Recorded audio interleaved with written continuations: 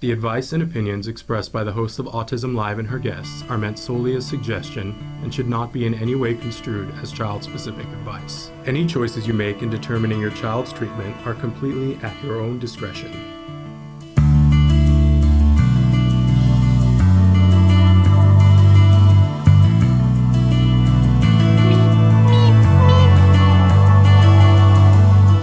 Good morning and welcome to Autism Live. I'm Shannon Penrod. I'm so excited to be here today. And I'm so excited because in just a few minutes, I'm going to be joined by Kelly Bermingham, and we're going to be talking about her new book, The Group Experience. I'm going to tell you, this book's going to rock all of our worlds and change things, and so much for the better. So I'm very excited to have her here today, and we're going to talk about this. Woo, it's going to be good. Okay.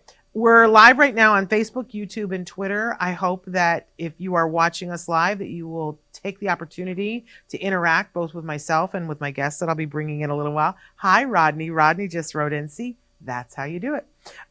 You simply have to wave or write in or whatever, and then you and I can be having a conversation, and you can be asking questions of Kelly, true expert in the field of autism, that will be joining us. Okay. So a couple of different things that I want to tell you. Our fabulous Chris Desmond, and I've already said twice this morning, thank God for Chris Desmond. So, that's like a regular for the day. He is running the things here and running the ship tight. He's going to start to show you some of the things, and it already started to show you some of the things on the screen, ways that you can be watching the show. Now, for those of you listening in podcasts, don't forget that if you ever want to, you can head over to YouTube and check out all the shows that we've been doing. We have been on the air for more than 14 years now, which is humbling to me. I can't believe I've done anything for 14 years. But we've been doing this. And now we're part of the Autism Network, and there's the whole host of shows. So we love being here. We're going to do the show here live this morning. We are live. I should have said the date. It's Monday, May 20th is the date, 2024. We're doing the show live today, interacting with people live, but then it will podcast everywhere that you download a podcast for free. You can pretty much find us and download the podcast for free. You will be getting the audio only. So if you want to watch the picture, head over to YouTube or Twitter or Facebook, where you can be watching picture and sound. Although I have a face for radio, so probably better to podcast. It's okay. But sometimes our guests, you want to see them and see us interacting and see why we're laughing. So you can do that on those three platforms. I also want to tell you that when you listen in podcasts, you probably have noticed that because it's free, the way that it is free is that you will have advertisements, regular advertisements that will run during the podcast. We hope you embrace that. I hope that every time you hear an ad, you go, woohoo, these people paid so that I could get this for free. Woohoo. Some of you have said, I'm running though, and I don't want to be saying woohoo to the advertisements. I want to hear what your guest is saying.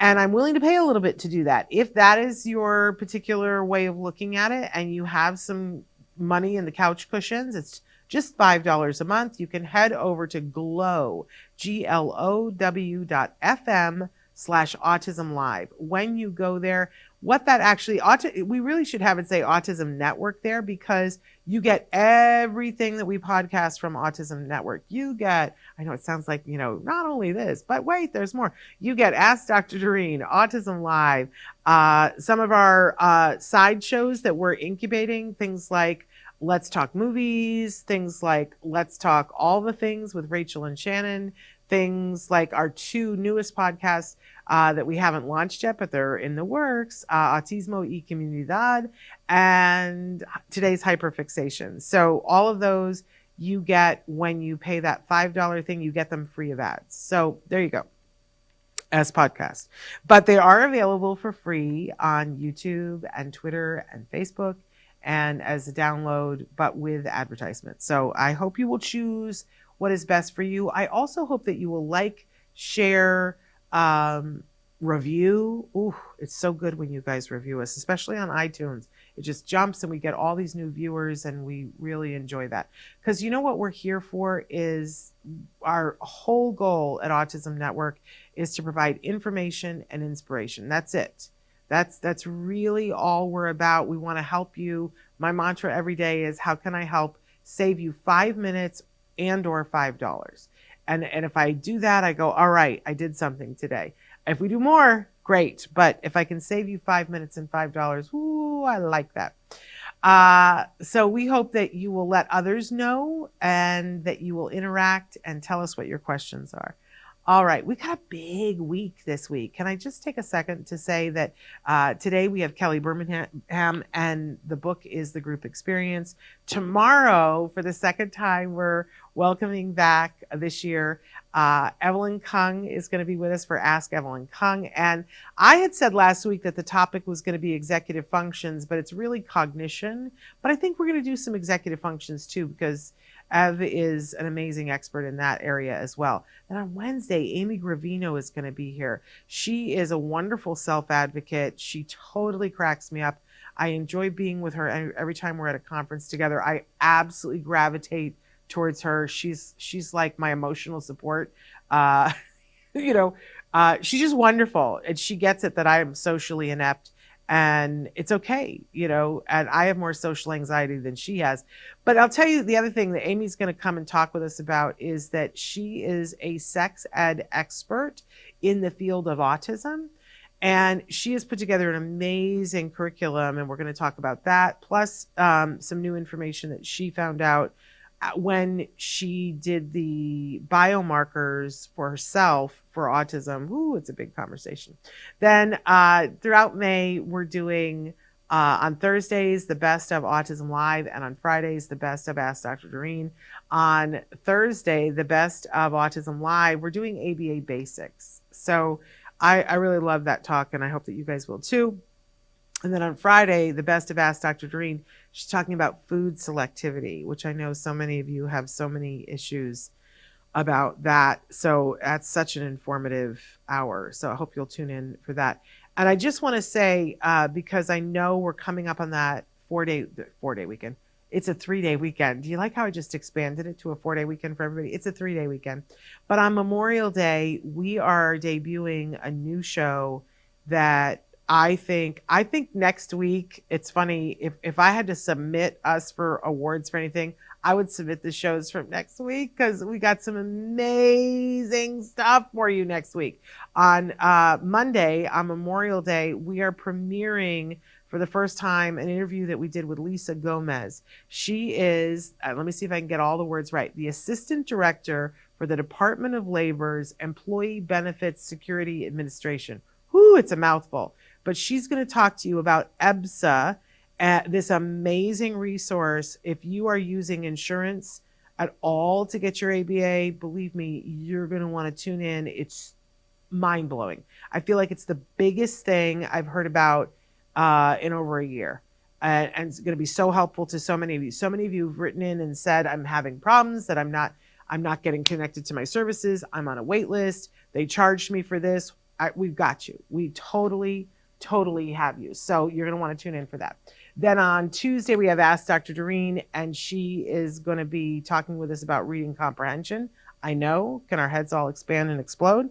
And then on that Wednesday, Shane Newmeyer is with us for the very first time. And I am more, I don't know, both the Lisa Gomez that we've already recorded and the Shane Newmeyer. If you don't know who Shane Newmeyer is, you're going to want to tune in to see this amazing show, talk about an amazing advocate, and the level of what we talk about. And I'm just going to do a spoiler alert. One of the things that Shane asks us to do in that interview is that there's a period of comment right now on things that are happening around electroshock for autism, and parents need to be heard from. If you feel that electric shock is inappropriate, you can go to the FDA's website, and there is a place for you to comment right now. And I promised them that I would be putting it out there. We all need to be commenting. If you feel strongly, and I know I do, you need to be commenting, because they're making decisions right now about people who are in care facilities, whether or not they can be shocked for behavior that they're having for autism. If that outrages you, welcome to the club. please go to the FDA's website. I promise that I'm going to find the exact place to go, but I'm told that you can find it easily. Anyway, it's a big couple of weeks here as we finish out May. Hey, good morning to Autism Journey with Elijah. I'm so glad that you're here because you are going to love our guest this morning in their book, The Group Experience. I know you, and you're gonna be like me, and you're gonna geek out on it. Okay, I got to get to the jargon of the day so we can get to our guest. I'm so verbose this morning. So as you know, a lot of the shows we start with the jargon of the day. That's when we take on one word, one phrase, one acronym. We try to figure out what in the hey nani nani do these terms mean? Why are they being used? Why should I care? How does this save me 5 minutes and $5? So very appropriately, our jargon term for today is BCBA.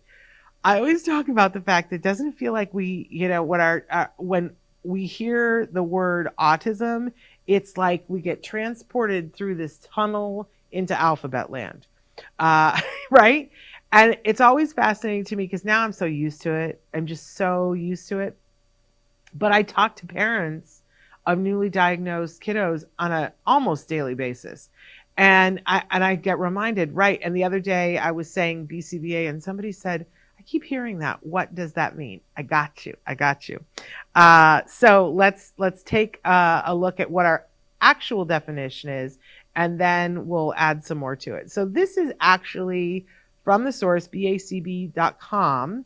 It says the board certified behavior analyst, which is what a BCBA is a graduate level certification in behavior analysis. Professionals certified at the BCBA level are independent practitioners who provide behavior analytic services. BCBAs may supervise the work of board certified assistant behavior analysts. That's a BCABA, right? Because it's not alphabetic enough. Registered behavior technicians, RBTs, and other professionals who implement behavior analytic interventions. Okay, so that's our actual definition, and it's coming right from the source. These are the people who actually certify these people. But if you don't really know much about ABA and you don't know much about, what behavior analysis is, I don't know that this gets you any closer to it. It's like trying to snuggle up against that machine rhesus monkey instead of something warm and fuzzy. It's fine. I don't want the BACB to come back and go, what do you mean you're making fun of my definition? But it's as dry as a stick in Texas. Let's say that. And if I were somebody going, I have a 4-year-old who was just diagnosed with autism and I need some help, I don't know that I would go, hey, let me run towards this person from this definition. So that's why we do jargon. Let's go ahead to our working definition and see if we can't get a little bit closer. So let's just pare it down to a very small thing. A BCBA is a certified expert in the field of behavior analysis. I know I kind of moved the words around a little bit. It doesn't really help, but I always try to think of this as a person who is an expert. And I often will say to parents when we're talking about BCBAs, this is your autism expert. But I feel the need to put this disclaimer here that a BCBA does not automatically make them an expert in autism. Many BCBAs do not work in the field of autism treatment. So what? Shannon, why are you saying to people when you're meeting parents of newly diagnosed kids that these are autism experts if they aren't necessarily? I think that 9 times out of 10, if you have a newly diagnosed kiddo and you're starting ABA services, and let's remember that ABA is what your insurance will likely pay for in the United States. And that's because ABA has been shown to be very effective as a teaching tool. I know everybody gets so excited and footutzed and because there's a lot of emotion now that gets attached to ABA. But let's remember that ABA is a teaching technique. It's a set of tools that you can use to teach anyone anything. And that is the science behind ABA. ABA was not invented to treat autism. So, back up just a second. ABA was not invented to treat autism.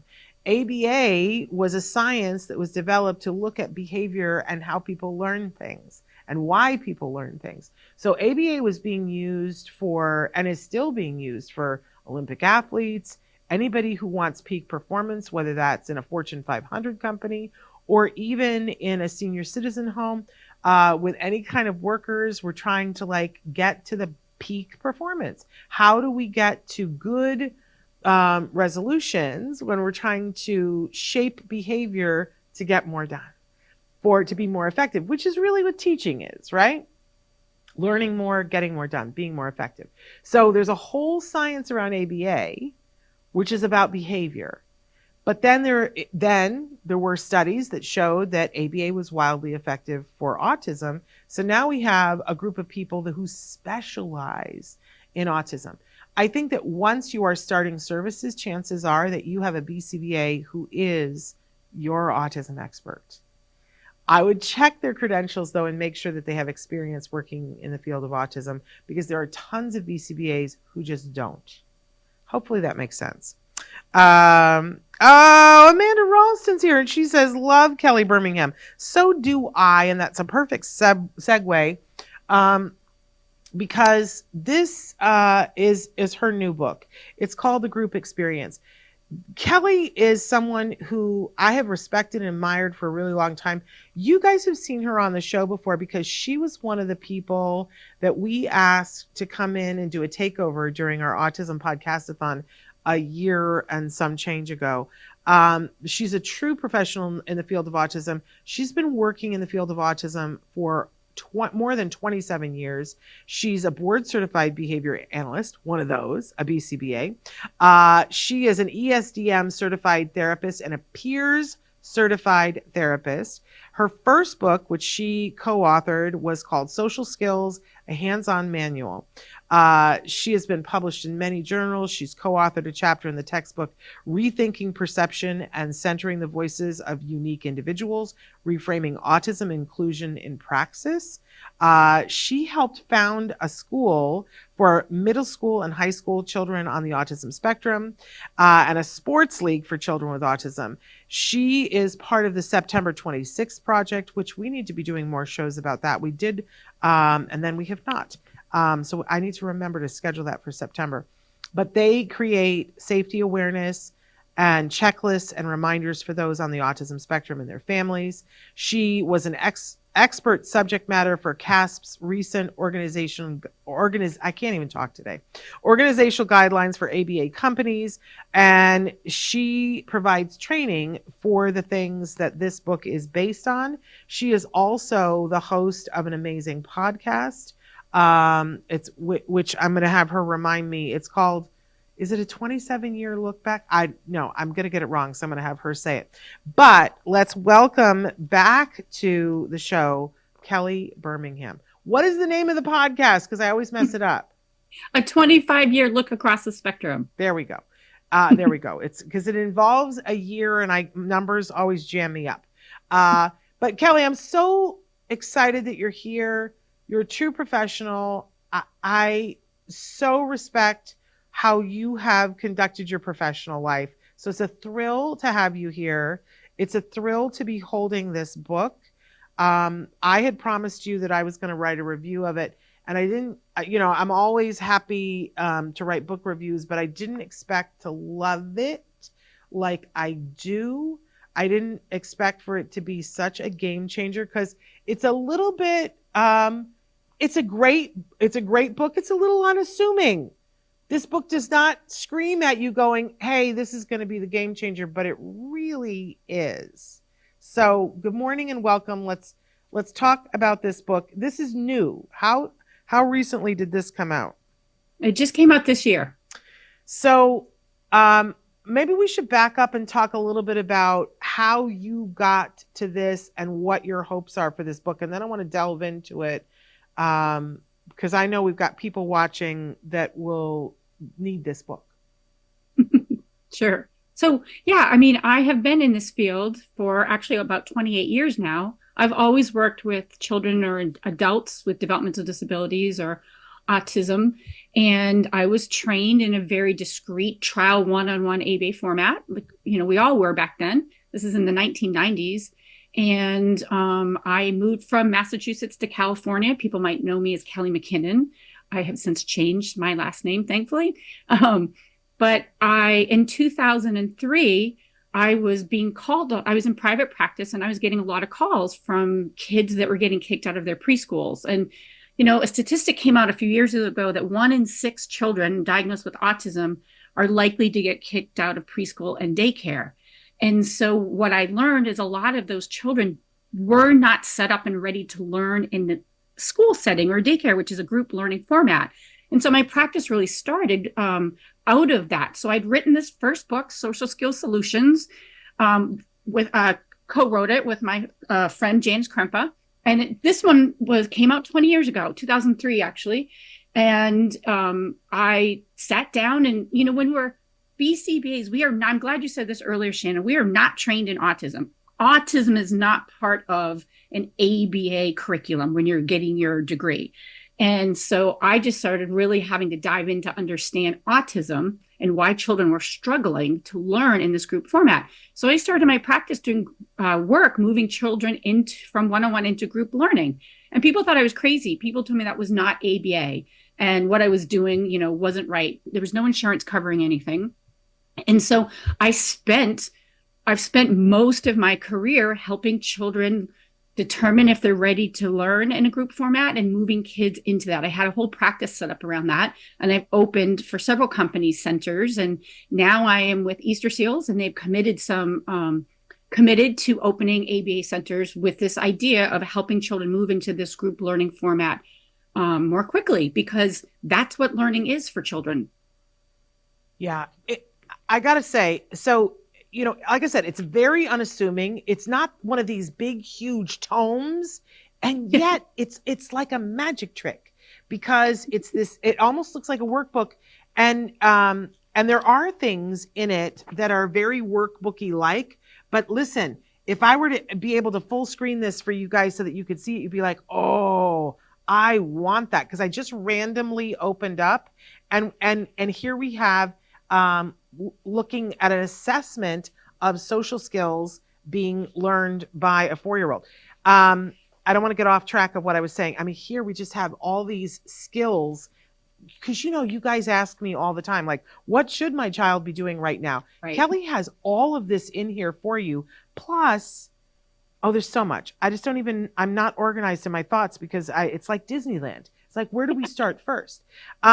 But I have to say that you're so common sense about it. Kelly, you start out in the beginning and there's a brief introduction, and then you go through a brief discussion about early intervention and the importance of early intervention and what early intervention is for. But you say something that just went and hit me in the head when I read it, about the fact that when are we teaching the child how to be successful in the classroom, which is there will be a bunch of people. I've been doing all this one-to-one, which is a great learning mode. Nobody's saying no to that, but there has to be the transition from I'm learning one-to-one and I'm learning how to learn. Fabulous. But now I need to go into a group setting, and I need to be able to understand that the person I need to orient to is the teacher. Right. That's where I'm going to have survival. And that you say it so succinctly and say, we can't expect for kids to get from point A to point B unless we're teaching that to them. And, right. And that so much of the time now what happens is we're doing the one-to-one, and then they go to school and we fight for and get the one-to-one aid, which, I'm a big fan of the one-to-one aids, but I find that it isn't always being used the way we would want it to be used. And therefore, then the kid isn't moving away from having the one-to-one aid. So talk to us a little bit about how you bridge that gap so that it isn't this thing where we're asking a child to leap to the top of the Empire State Building by themselves. Right. And that happens all the time. Yes. And I can vividly remember when I started doing this work, children would come to me from their one-on-one ABA companies, and it was really clear that that child was dependent upon someone gaining their attention, giving information in a group format. And when you place that child into a group of other children, a lot of times those children didn't know when the teacher or the leader, like in my program, would say, okay, everyone's, everyone stand up and go line up at the door. Many of the children waited for them to be specifically called out, not realizing that everyone meant them, like that littlest thing. And so I found a lot of these kids were dependent on either their name called or specifically addressed as an individual, and not understanding that they were part of the group. I had a lot of children that struggled with group work, circle time, calling out in choral unison, and that kind of thing. So I started really having children. So the book is basically a manual, and it talks about group learning readiness. Now, there's a tool in there that I suggest people consider. I made it up. It's just what I've used in my practice to determine how quickly I can move a child into a group format. And being said, there are some things that lend itself to one-on-one teaching and learning, and I'm for all of that too. But as children are preparing to go off, to go into school, they have to recognize that they're part of a group. And so really what should happen is I had these sort of like groups where I might have a ratio of 2 or 3 children to 1 adult. And then I have a child who is still in their one-on-one learning format. And that adult is there for them, but they're there to teach the child how to learn from the leader of the group or the teacher. And so they might be reinforcing or prompting other things so that the teacher has more time with that child. Yeah. They may, if the child didn't follow a direction or understand a direction, instead of telling the child that direction, they're prompting that child to go to the teacher who delivered the information and ask them for it. And so we're really setting up this environment where we're teaching the child, you're part of this group. So when everyone is spoken to, you're part of it. And if you didn't understand something, you should look around and see, or go to the person who gave the information and get the information from them. And that's how we ensure children aren't prompt dependent. And that's what we see a lot of times when children, even in classrooms, and when they get in this one-on-one scenario, I hear all the time that they're prompt dependent. And that is because they've relied on that adult to direct them and provide them information, instead of that adult directing them to the person they should get their information from, if that makes sense. It makes total sense. And I got to tell you, like my head, because I'm a former school teacher, my head constantly is churning about how are we fixing school? How are we fixing school?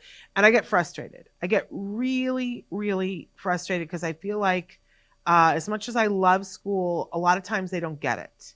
Right. They just don't get it. And then in reading this, I was like, oh, but wait a second. If we could get the ABA providers to understand this, we would start school on better footing, and we would be more productive in getting school on board. Because I don't think school's going to do a 180 and really see the big picture. But if our kids are doing better with this, I think school would get this. Yeah, I think they absolutely would. I just want to, because I just keep opening the book at different places. So I've opened it to page 47. And I just want to point out that on page 47, what we have here is a sample schedule that could be modified and changed for any child's needs, but it's granular. It says 8 to 8:30. And it says, during this time, we'll do greetings, bathroom, and independent and partner play. And so we will be working on module 2, greeting, and we'll work on module 9, bathroom care, module 3, independent play, cooperative play. And there are things that correlate to that so people know what to teach for the modules. It's because I know that there are people who are looking for this, that they're like, how on earth? It really is the manual beginning to end of how you do this. So I'm curious, when you were writing this, who was your audience that you were writing for? Because I'm going to say it's to a much bigger audience, but who were you thinking of when you wrote this? What I was thinking of is, since we've moved out of COVID, I've seen a lot of ABA companies open center programs, yep. Right? Clinics, center programs, sometimes even social skill programs. And they're all staffed at a one-on-one setting. There's hundreds of them across the country. I just came back from a conference, the actual Council of Autism Service Providers conference, and I had a packed room. And I talked about this book, and there were so many clinic leaders and center directors that had no idea that maybe a goal for a child should be to move out of that one-on-one learning and into a group setting. So I've just always thought that way. So to me, the book, it starts off with looking at a developmental sequence of children learning. That's also not taught in our ABA programs. And when you're I have a master's degree, right, in applied behavior analysis, and child development is not part of that. So I had to go searching that for myself and sort of look like, what ABA is how to teach, but I needed to know what to teach. And, early on, there was just all very discrete child books that were out there. And that's how we taught people. And I wanted to look at a developmental sequence to make sure I wasn't teaching a 4-year-old to greet someone in a manner that a 10-year-old would greet someone. Or I wanted to teach them to talk to and play like, as if other 4-year-old might. So the book does have a list of developmental sequence skills, which start off with a lot of joint attention, early learning, imitation, observation skills. That's what children do when they're first learning. Children are watching and learning from their environment and changing their behavior long before they're talking and understanding directions. And so those are the skills that need to be taught. So in this, I have a developmental sequence, and then I have a list of skills that can be used to assess children in conjunction with other standardized tools. So for example, a lot of insurances require a Vineland. Great. That's a super great adaptive tool to look at medical necessity for ABA. But none of these assessment tools that insurance companies use or ask us to use break skills down in a very granular way. So the book has a developmental sequence, then it has a social skill checklist that you can use to determine if a child can do a skill in a one-on-one format, and if they can they be then learning this in a group format. So a lot of programs to me look like some one-on-one time and some group time. And so what I suggest in the book is talking about how to take that child and move them into a group format. So for instance, maybe a child is really great at playing with blocks or Legos, and that's a skill they have. Well, now let's push that skill into a situation where there are 2 children building together. And you might have 2 adults because you're one-on-one staffed, but now you want to move into one adult directing the 2 children. The second adult is there, maybe collecting data, maybe doing additional reinforcement, prompting, arranging the environment. And so right away, we've taken a skill, we've moved them into a group of 2, and we're practicing together. Maybe we're going to have a 3rd child who's going to come in and is learning something. So I really talk about how to take skills a child has in a developmental sequence and start to move them in environments where they're learning with other children, and we're immediately shifting and creating a salient adult in the room that they're now learning from. And I do suggest in the book that a lot of this is activity-based. And so I do in the book, on that page 47, propose a daily schedule, because I used to run a clinic, and I've set up for a couple companies now, like early intervention programs that are group-based. And we have children moving into those groups. And so I do propose a schedule that very much looks sort of like any good preschool or kindergarten classroom might look like. We're not teaching academics, though. We're teaching all the skills necessary to learn in that group setting. It's just amazing. There's so many amazing things. Of course, I opened to another page. One of the things that I really appreciated in this book time and time again is that even though the title of it is the group experience, you keep taking it back to the individual and what they need and what is appropriate and what is an appropriate use of their time. It's so respectful of the individual. I think that maybe is what has been missing from whenever I've heard people talking about group before. I had said this to you before. It was like it wasn't jiving with me because I didn't feel like the motive of it was for the benefit of the individual. And there is nothing in this book that is not about for the benefit of the individual. I'm just going to read because I opened to page 42. Again, I'm just opening randomly. I consider, because you're talking about when you're programming for the child, you say, I consider their emotional state as well as time away from loved ones, competing wishes or items or distractions from others. I factor in those physical and emotional considerations as I begin the planning of the session. I mean, what a beautiful, beautiful sentence that I want parents to hear, because that's what you should be getting from a highly skilled BCBA always. I love where you're coming from with this.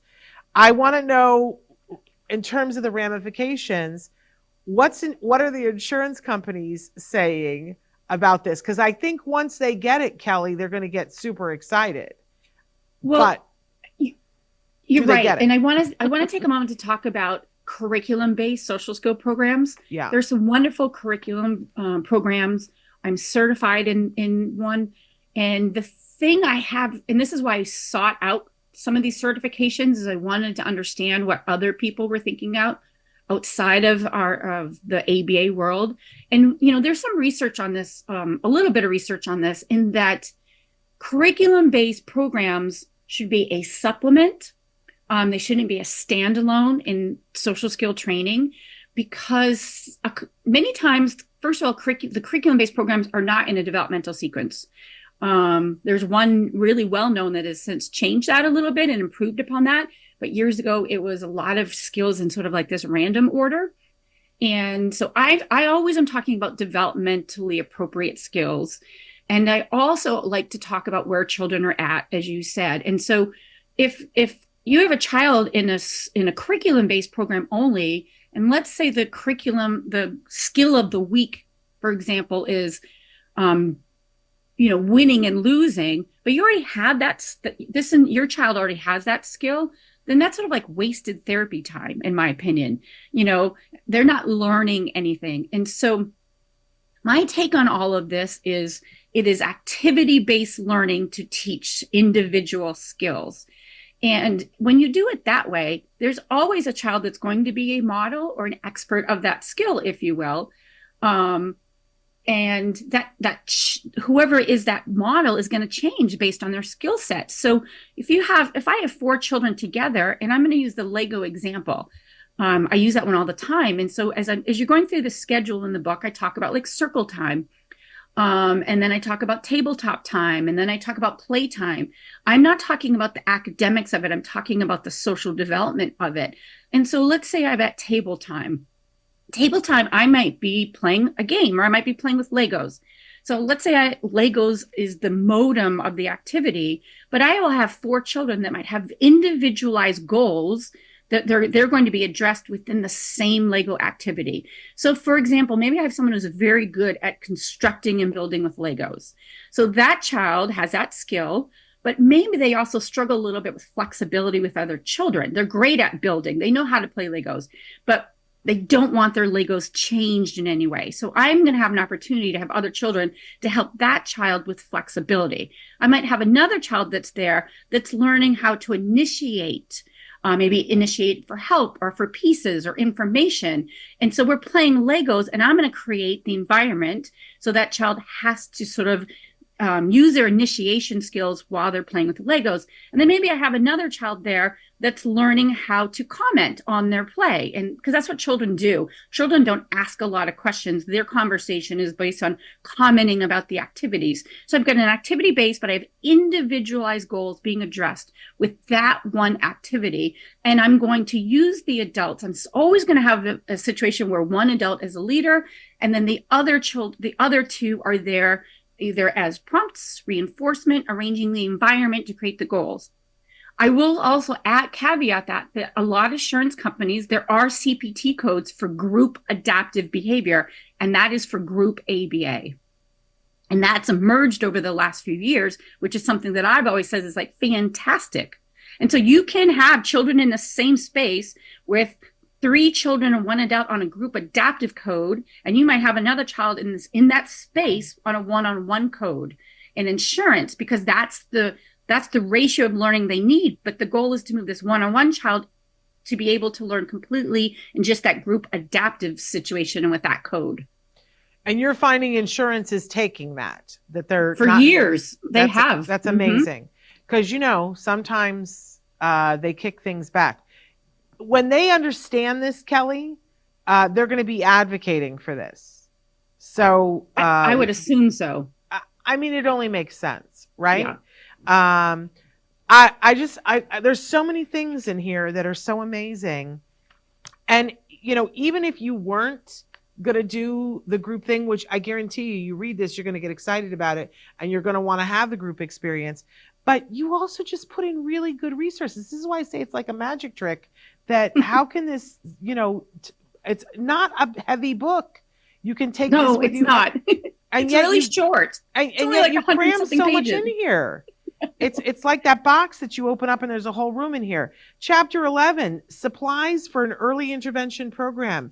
You take the time to list all the things that would be great to have around. I can't tell you how many parents are looking for exactly that. They're like, so what, I got a birthday coming up and we're about to start intervention. What kinds of things should I have in my home? What kinds of things, should we be looking at? It's just amazing. I'm so impressed with you and how you crammed all of that with so many charts in here. How long did it take you to write this book, Kelly?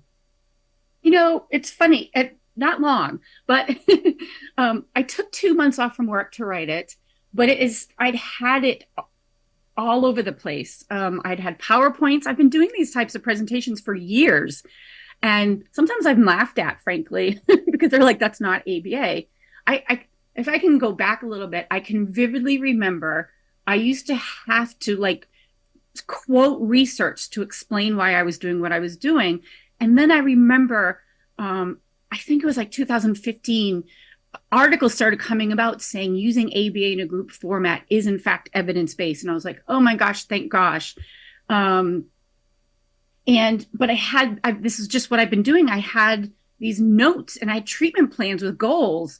And I just took all the goals I'd worked on. And I did have the opportunity to go back. I'm fortunate enough to have kept in touch with a lot of my former families. A lot have sought me out over the years. A lot of families have just sort of reached out to me. And I had the opportunity to go back and talk to those kids and parents. And I was amazed at some of the things I heard. And I said, what did we do right when we were doing all that stuff, all the social skill group and the one-on-one group? And what did we not get right? And I'm pleased to say that about 90% of about 35 children and family I talked to, 90% all said we got it right. But the number one things I heard them say is, we didn't try to change children's personality. We were helping them learn from their environment and to see what they needed to have if they missed information, or we were teaching them to be successful in the activities they wanted to be at. And then we took their interests and helped them figure out how to do something with it. So for example, one young boy that I worked with from the time he was 2.5 to about 6.5, he was always just really good at numbers. Well, it turns out he has a strength in numbers and became really good at using numbers for sports and tracking sports information.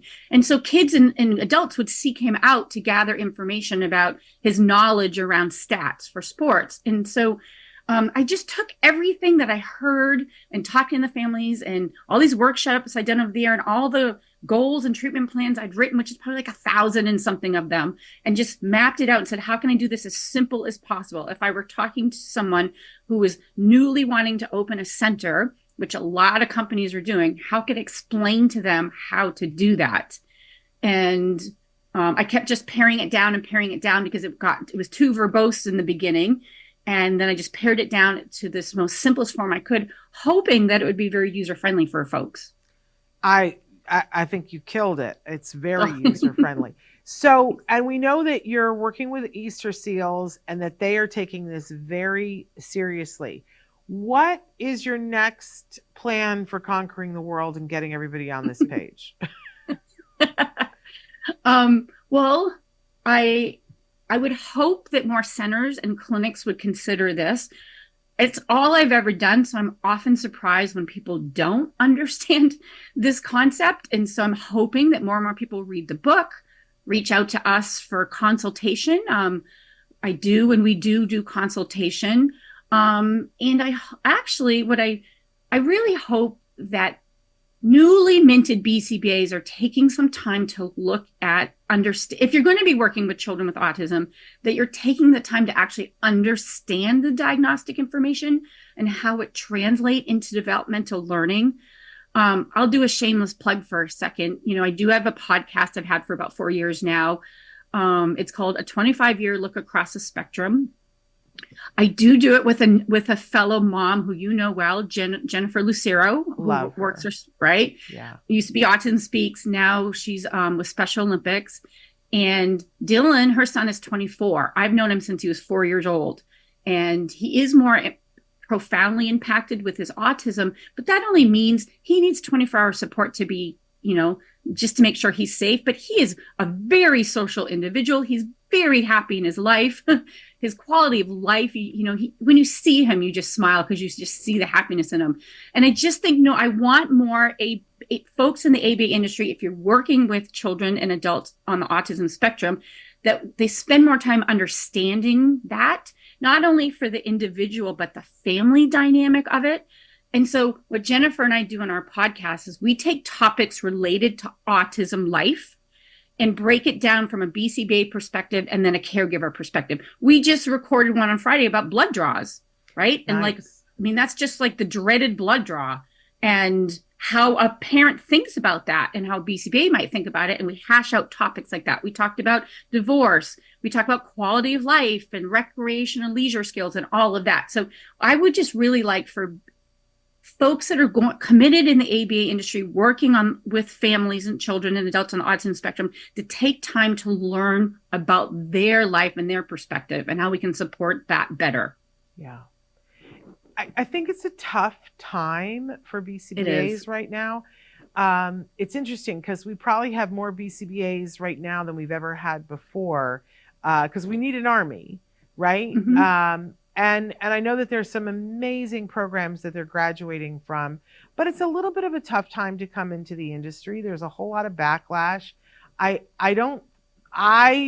personal thing, and I could be really wrong about this, is that I feel that a lot of the programs that are out there are not preparing them well. I know. It makes me really, really sad. When I'm sure you experienced this too. Like you were saying, you were just at the CASP thing. I'm always so thrilled to get to talk to BCBAs if I go to an event, but I'm also, it does scare me a little bit, if I'm honest, some of the questions that they will ask that I think, oh my goodness, how are we this not connected to what the mission is? I know. And then I talk to people like you and I go, oh my gosh, look at there are these amazing professionals.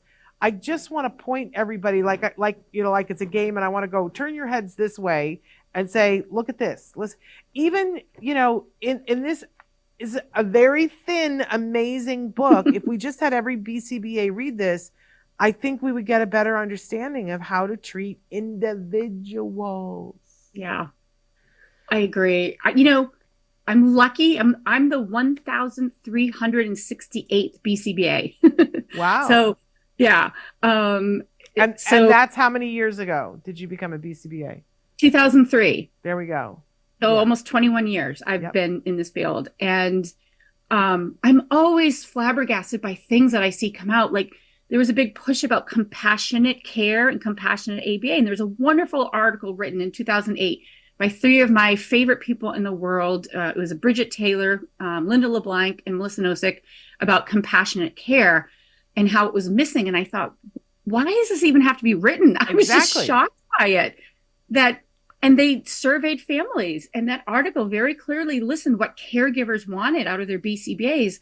And I was flabbergasted at how many caregivers in this article talked about how their BCBA didn't listen to their needs and didn't individualize their goals around their child's learning, and how they didn't even seem like they cared about like the siblings and the family dynamic. And I was just flabbergasted that was even a thing, because in my world, that's not a thing. Right. And right. Nor mine. I'll tell you, I have to be careful that I don't say I was at a conference, I was on a panel, and a very well-known ABA expert stood up to, and it was a parent panel, stood up to ask us the question. I've got a question for you. If you had a choice between somebody who is highly skilled and an expert and a really good behavior technician, or you had somebody who was kind and compassionate, which one would you choose? And I had a massive allergic reaction and said, why are you even asking that question? Why would I have to choose? Why are you putting it out there that it is a choice?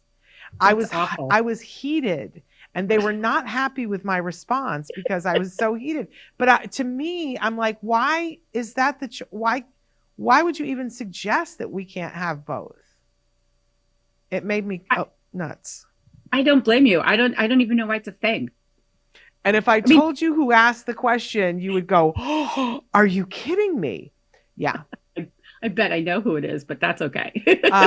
Well, it was a male person. I bet I know. I can't wait to share with you afterward too. And I think I'm on the poop list now because I very publicly said that's inappropriate. But that's why you're the best. No, I literally had an allergic reaction. Yeah. I was like, I'm not having that in my universe. I think I made this gesture at the person. Yes, there's video. Anyway, yeah, why? Anyway, the book is amazing. We haven't talked about where do we get the book? Where do we listen to the podcast? Let's do all the things before we run out of time. Sure. So it is out on Amazon. I think it just got out on Amazon, but the publisher, they published the book I co-authored 20 years ago. So I was very excited when I reached out and said, hey, I have this idea, and they jumped on it. It's its first run. If people see there's a couple typos, like 2 editors and myself went through this a million times. It's the first run. So if you see those, send them to me. But it's Different Roads to Learning. It's actually www.difflearn.com. The easiest way to find it on that website is to click on what's new. If you go scroll down to the bottom and hit blog, I do have an article in there that's like a snippet of the book. But it's on Amazon or Different Roads to Learning. And it is a very easy manual to read, I think, and to follow. And then the podcast, I don't advertise it like I did because it's really just a fun hobby of mine. But you can find a 25-year look across the spectrum on both iTunes and Spotify and other places. But primarily, if you go to a company called sitepro.com, BCBAs can listen to it and earn CEUs. So that's why I do it primarily. I want other BCBAs to hear these topics we're going through and learn while they're driving, right? And gain CEUs. And I do a couple about the group experience and all of the things about joint attention and observational learning, and quality of life is something I'm really big on. That's how we started the podcast, Jen and I. It was about what is quality of life. And really, if you're healthy, if you ask family members, when you're programming, I always say BCBAs, ask families what they want. They want quality of life. Well, what does that mean? That's going to vary depending on the age of their child. But mostly parents will say, oh, my child wanted to be healthy. Health is such an important component. I want them to be happy. I want them to be safe. Yep. And I want them to have a community and feel a part of something. And so that's really what we're talking about with all of the things of the podcast and the group experience is how can we look at quality of life for that individual at that point in time with their family? Absolutely. Amen. I want to know more about the CEU thing. How did you make that happen?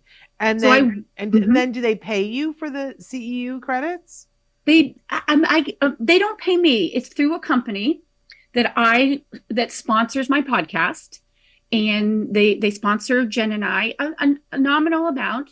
And then they take the podcast and put it on their platform. They just send the links over from Spotify, and on their platform, folks can listen to it. And then after they've listened to it, they can submit the answer to a couple questions to the Site Pro company, and they'll issue a free continuing education unit certificate towards their BCBA certification, because we have to have 32 32 CEUs every 2 years. And so they can, while they drive, listen to the podcast and earn CEUs. Kelly, that is amazing. That is absolutely what a wonderful gift for the community to be able to do that. Because I know, a lot of times they're having to rush to get their CEUs in. So that's just like a great way to do that. Plus, what you guys are so lovely. I just love both of you, and I love the two of you together. You guys have a good time together. And it is, I have to say, I mean, this is going to sound weird because I also host podcasts where it's a BCBA and me as the parent talking, but it's different. It's totally different, you guys. And it's just like a different flavor. And I'm always, I just love Jen as a parent, and she had different challenges as a parent than I did. It's a different perspective. It's really a lovely, valid, important perspective. And I'm going to reference, because you are part of the September 26th project. And since I have you and we got like 2 minutes, I think it's really important. And I always try to be grateful for the outcome that we've had, but never leave behind that not everybody gets that outcome, and that there are families that have very real issues. And we lost one of the amazing parent advocates that we all looked up to. And anyway, I'm going to cry. Talk about the September 26th project. Well, it really came out of, obviously, I have also done a lot of work around the area of safety. When I was at UCI, I was at UCI's when we opened the Center for Autism there with Dr. Joseph Donnelly in Orange County at UCI over in 2013. Dr. Donnelly and I got a grant actually to do training for first responders in Orange County. And one of the things that happened, this was in 2013, is I went around and I started training first responders. But what they told me was a lot of families don't know what to do before the first responder arrives and or to be more prepared. And so we started diving into this for years. And so at UCI, we used to provide safety training classes for families on safety readiness. And it meant both at home and in the community, and registering, if you will. There's no registry, but like reaching out to your police department and fire department, let them know who you are, identify your child, identify any challenges that child might have for a whole host of reasons. So unfortunately, when the passing of Feda happened, a number of people in the community came together. It started with Jill Escher, the National Council on Severe Autism, and just did like a call to action and said, we got to do something. And there were a few of us on that committee. It kind of whittled its way down to me, Jill, and the two surviving sisters. And we just decided to put together resources for families. And so the sisters created this amazing video, tribute to their sister, Feda and Moo. And I created the checklist on the website. And it was designed to be as simple as possible with the most effective things on there to be ready. And so if you go on the September 26th project website, it's fire safety, it's wandering safety, and it's natural disaster. And it's just like the top 6 things for each of those things that you can do to get the most bang for your buck to be prepared in the event that a fire should strike your home. Yeah, and it's critical. Yeah. It's critical, and we can't wait. Frankly, I started that work with Jennifer Lucero, Dylan's mom, because he has a second bedroom.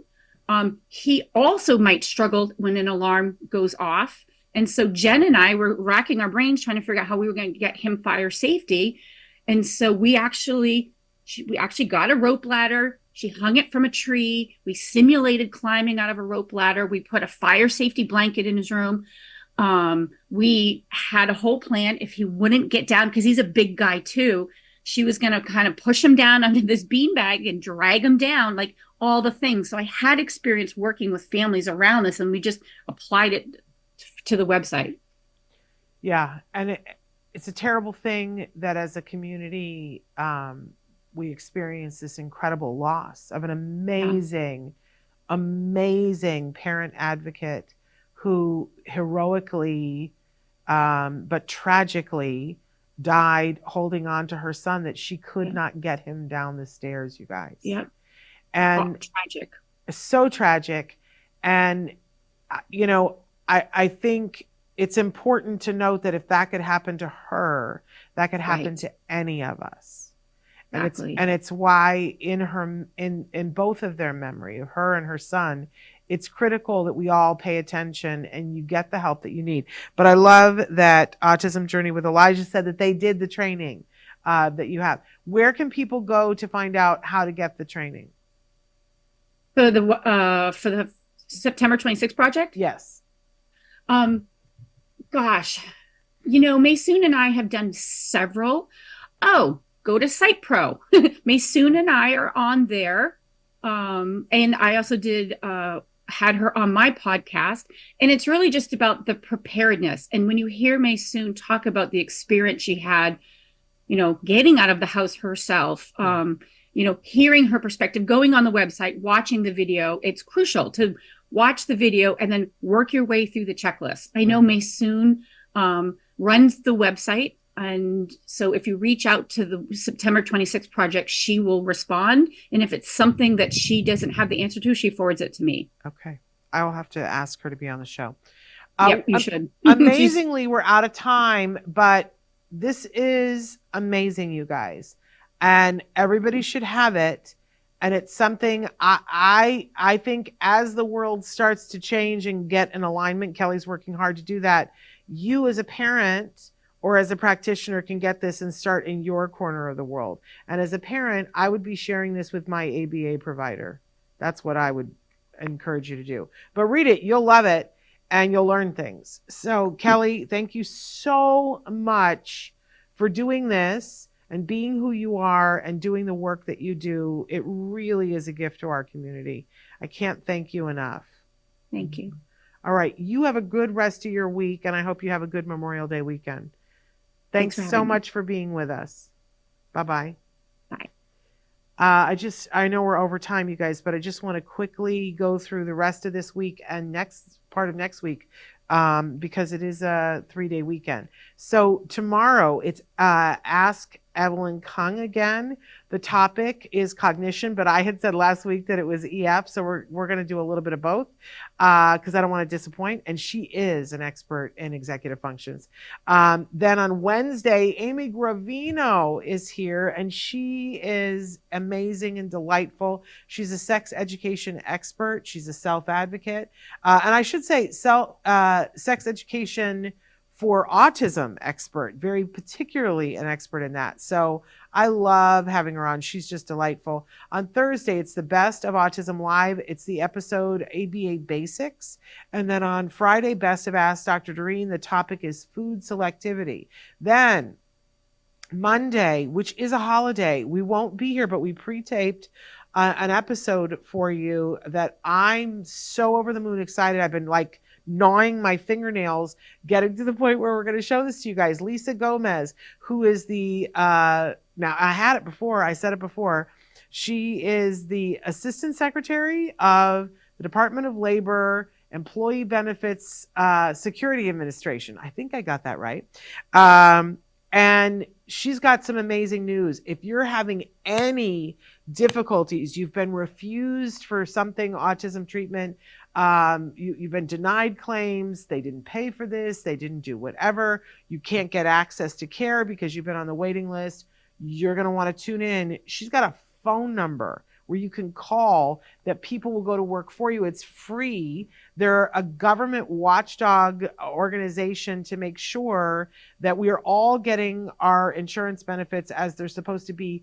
And Lisa's got a particular interest in autism. So you guys, it's life-changing. So that's going to be wonderful. Then on Tuesday, we have Ask Dr. Doreen, and we're going to be talking about reading comprehension. And then on that Wednesday show, we've got Shane Newmeyer is with us.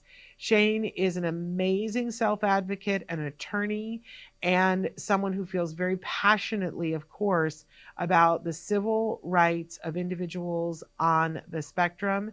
They have a really important message for us, a call to action about speaking out as parents and as advocates Whatever way you identify, we all need to speak our piece because they're reevaluating electric shock in facilities for individuals who are on the spectrum. We must speak out.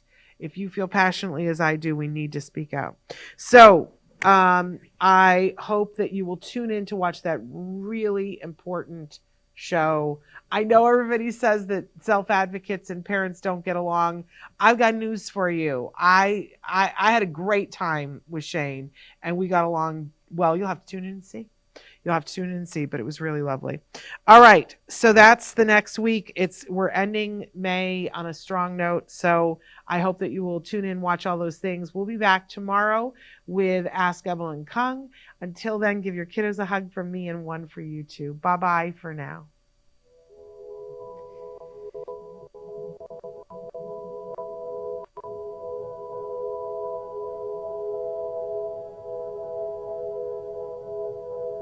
If you found anything helpful in this video, please give us a like. In fact, make sure that you smash that subscribe button on YouTube and give us a like on Facebook.